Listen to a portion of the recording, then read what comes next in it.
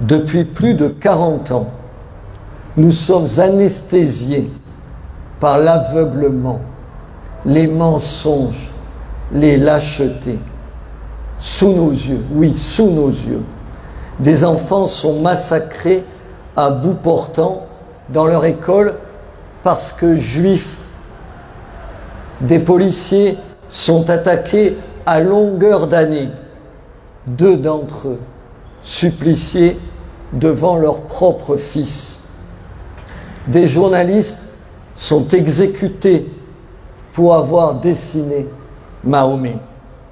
Des jeunes filles sont égorgées dans une gare. Des familles sont écrasées alors qu'elles assistaient au feu d'artifice du 14 juillet. Toute une jeunesse est fauchée pendant un concert de rock. Un gendarme décide de se sacrifier pour sauver ses prochains. Les meilleurs de nos militaires sont abattus aux confins des montagnes afghanes ou au Sahel. Des centaines de vies anéanties, des centaines de familles détruites, des années d'horreur, de drames, de larmes. Contre cet enfer, que fait notre pays?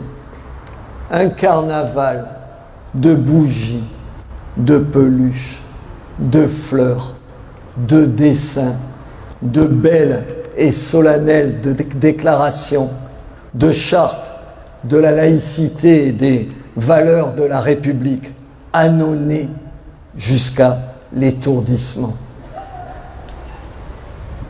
Face à cette pantomime hallucinée, ils sont des milliers à avoir d'ores et déjà déclaré la guerre à notre pays, à notre nation, à notre civilisation.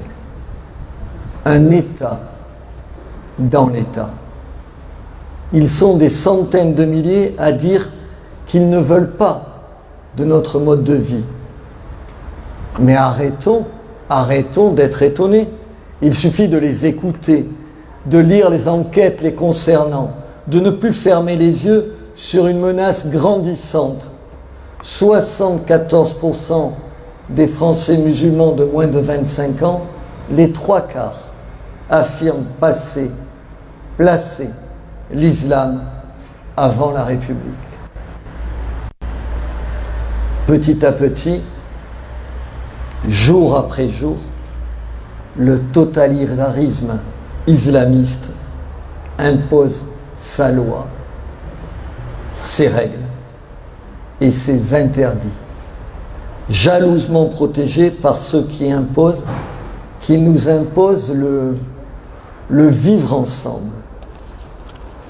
Vivre ensemble, la tête séparée du corps.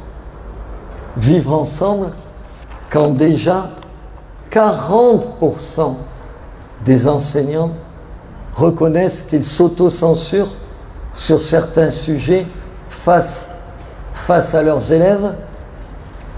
On n'a pas de mal à imaginer quel sujet.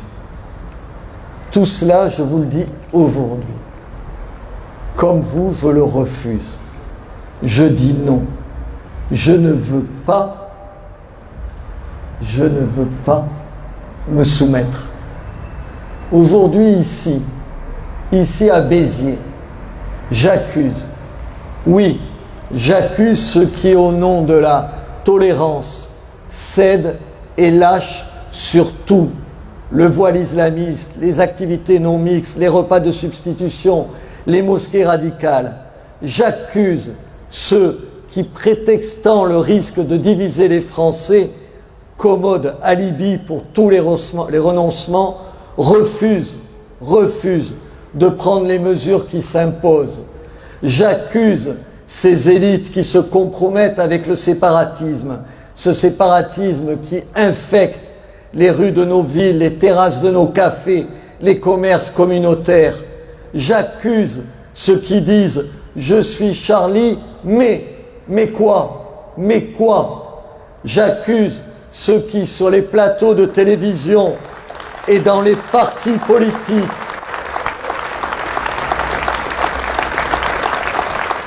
j'accuse ceux qui, sur les plateaux de télévision ou dans les partis politiques, refusent tout débat, toute discussion sur l'islam, sur l'immigration, sur le mode de vie et sur nos autorités au nom du pas d'amalgame. J'accuse ceux des militants, des musulmans de France, j'accuse ceux des musulmans de France qui excusent les terroristes et qui refusent de condamner leur barbarie. J'accuse ceux qui hurlent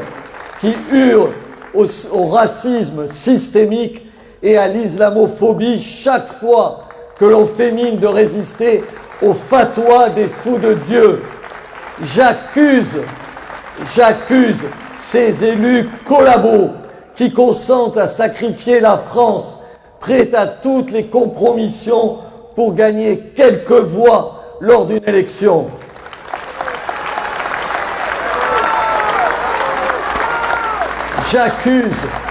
J'accuse les lâches qui ferment les yeux devant l'évidence, qui refusent de dire la réalité et d'utiliser les bons mots, les vrais mots. J'accuse tous ces politiciens, tous ces éditorialistes qui depuis plus de 40 ans se mentent et nous mentent. J'accuse tous ceux qui choisissent la lâcheté et la soumission au détriment du courage et de la résistance. J'accuse ceux qui laissent la France devenir un enfer, une terre de décapitation. J'appelle nos dirigeants à ne rien céder sur la liberté d'expression, sur cette liberté de la presse que durant plus de 20 ans à la tête de Reporters sans frontières, j'ai défendu avec mes confrères en France comme partout dans le monde. Aujourd'hui, ces caricatures sont devenues l'étendard de nos libertés. J'appelle nos dirigeants à stopper l'immigration de masse, véritable terreau de l'islamisme politique, à déclarer la guerre, la vraie guerre au salafisme, à expulser la totalité des imams radicaux, à interdire le voile dans l'ensemble de l'espace public.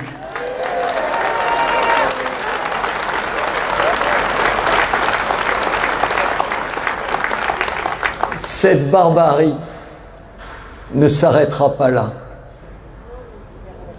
Il faut lui déclarer la guerre. Et on ne fait pas la guerre à coups de marches blanches et de pancartes. L'heure n'est plus à l'indignation, l'heure est au combat. Vive la liberté d'expression, vive la liberté, vive la France combattante, vive la France.